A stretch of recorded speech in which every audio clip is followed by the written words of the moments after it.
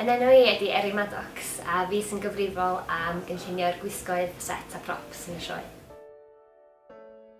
Un o'n atgofion cyntaf o'r theatr ydy mynd i weld sioe Starlight Express yn Llundain pan o'n i tua 8 neu 9 oed. A cofio gweld yr actorion i gyd ar ei rollerblades, gyda ni'n eistedd yn ganol y set, o trac mawr yn mynd o'n gwmpas ni, a just waw mawr.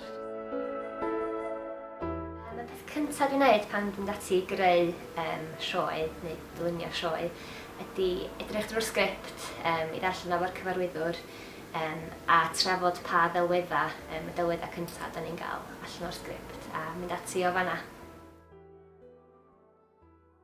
Un o'r pethau feda'r y gynulleidfa ddisgwyl o weld Dilyn Fi ydy i fynd ar siwrna yn ei dychymyg efo Nancy a Kai i ochr arall y byd.